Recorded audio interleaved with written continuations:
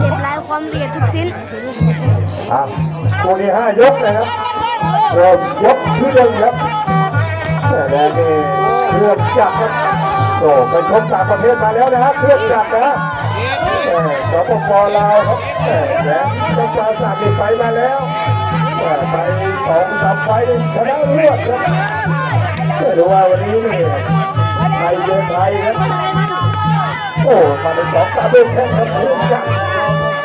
เครื่องจักรกำลังทำงานครับน้ำเงินฉลามดำสมบัติโดยไทยครับจากตะนวดเฮ้ยกรรมการผู้ไทยวัดสมศรี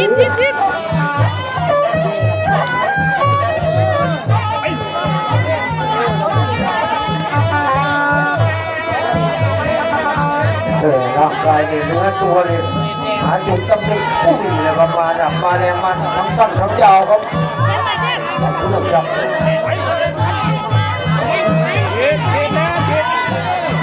ส่วนฉลาดดำเนี่ยก็แต่เป็นบ็อกเซอร์นะครับไฟเตอร์อยู่ในเครื่องจักรครับขวาทางเดียวกันทรงเดียวกันใช้ด้วยลุงเดินนี่นับได้แรงเอาไว้กองประวัตินะ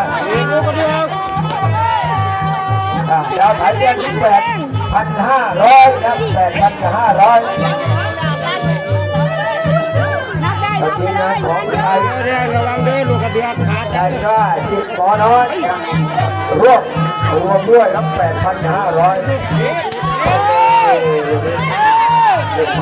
เริ่มขยับน้ำหนักขึ้นมาแล้วครับลูกเขียนว่าเนี่ยเริ่มเป็นชิ้นเป็นอันมาแล้วครับแค่ยกแรกหมดแล้วนะครับนี่หมดยกที่1ครับแต่ไปเป็นการแข่งขันในยกที่2ครับเรื่องจับฉลามจับ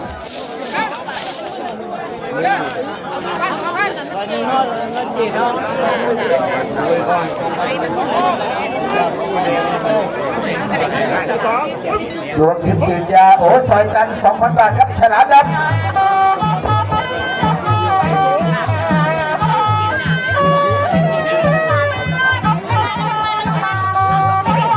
เครื่องจักรต้องเดินนะครับเครื่องจักรครับ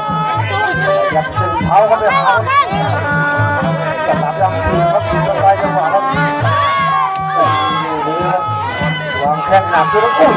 มีปัดคอนเสิร์ตมาแจมด้วย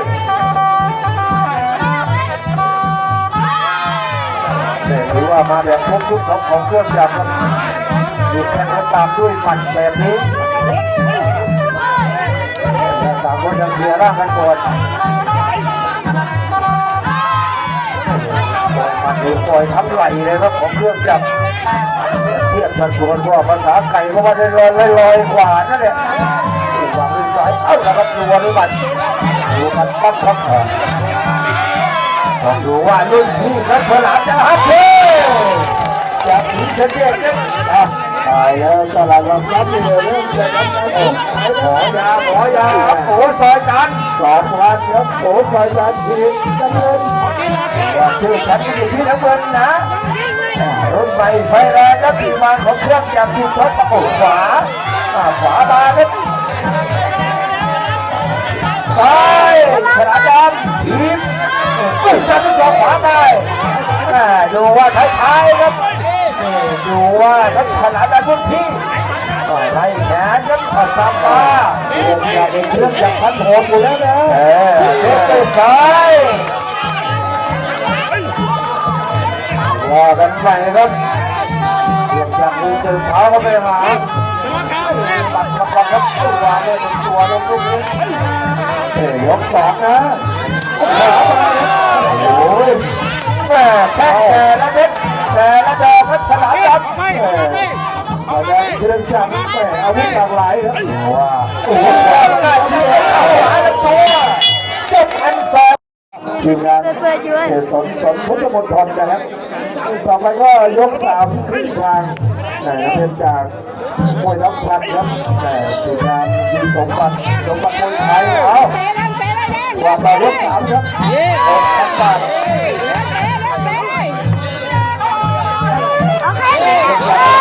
ขวาของฉลาม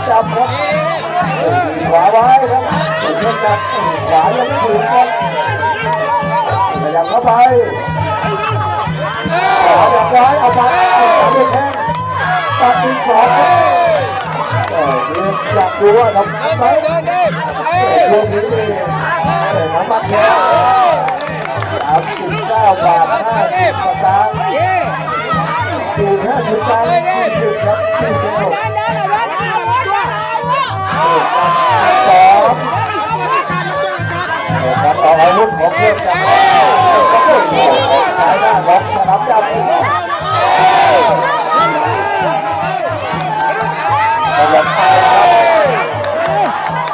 เริ่มเปิดเริ่มเปลี่ยนหนักแล้วครับ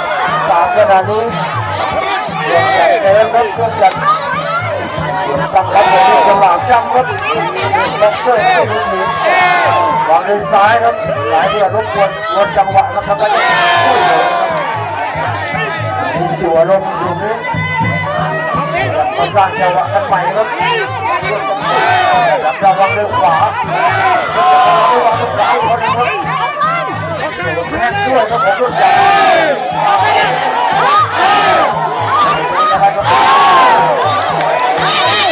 เลือกจั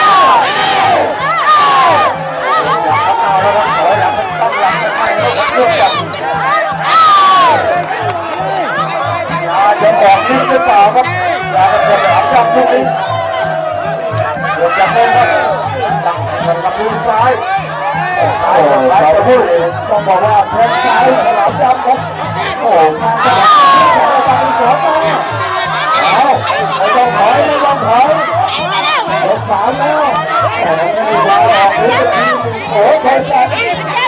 อะไรเจ็บแล้วลูกมันเจ็บแล้วออกฟองครับหลอกจะออกไม่ออกเร็ว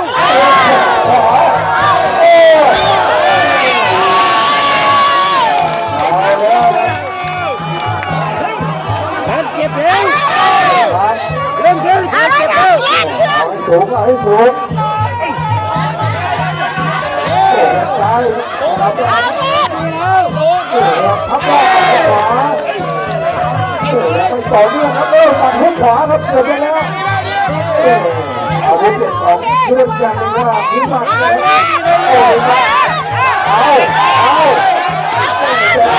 เอาถึงใจเดียวนะขอบคุณที่เลยจะมีหลายท่านครับประชาชนผมขอดูเรื่องแบบขอบคุณครับคุยเลยจะมีหลายท่านครับแล้วอย่างนี้ยกที่4ครับแดงนะครับแดงเครื่องจักรนับเป็นสนามจักรลูกที่จากเมืองศรีสะเกษครับเก่งเล็กดูว่าเครื่องจักรทำงานมาเลยเนี่ยซ้ายขยับมาหุบขวายังไม่ถึงก็จะได้ของเครื่องจักรขวาไปซ้ายไปซ้ายเดินขวามาไม่ได้นะเอาโอ้เดี๋ยวเครื่องจักรโอ้ต้องบอกว่าเดี๋ยวถอยไว้ที่บ้านกับเครื่องจักรตัวนี้ขวาต้องไปก่อนครับเครื่องจักรนี้สนามดำขยับแต่ขยับกว่าเราเอาให้ต่อเนื่องครับขยับเข้ามาครับโ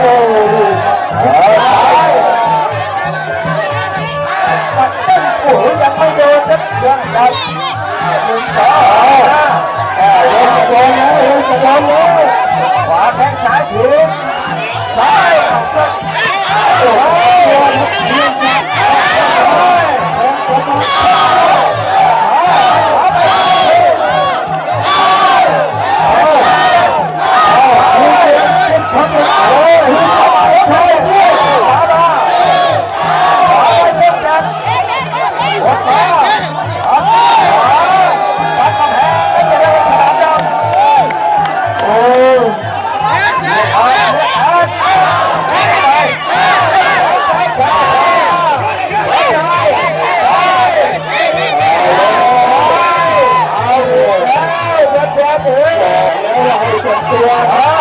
อย่าตกนะโอ้โหรถเก๋ง12มา ดี๋ยวเพื่อนจะทำงานนี้ออกมาเองขวาขวาซ้ายขึ้นโอ้ยแข้งขวาไปเจ็บจัดขวามาเอาขวาไปอย่าไว้ทำตามตัวขวาขวาไปขวาดำโอ้โหขวาขึ้นโอ้ยเป็นไงซ้ายขวาลงไปเอาแล้วเอ๊ะหัวใจของโอ้ยซ้ายให้มาขวาไปโอ้ยซ้ายขวาจัดจัดขวาซ้ายขวามาซ้ายโอ้ยที่เรียนกันเรื่องอะไรด้วยที่เขาบอกเนี่ยเชียร์เลยอย่าไปก่อเชื่อนะครับอย่าไปก่อเชื่ออย่าไปเชื่อครับพี่อย่าไปก่อเชื่อนะครับก่อเชื่อนะครับยกที่ห้าครับยกสุดท้ายแข้งขวาแข้งซ้ายโอ้ยแข้งขวามาโอ้ยแข้งซ้าย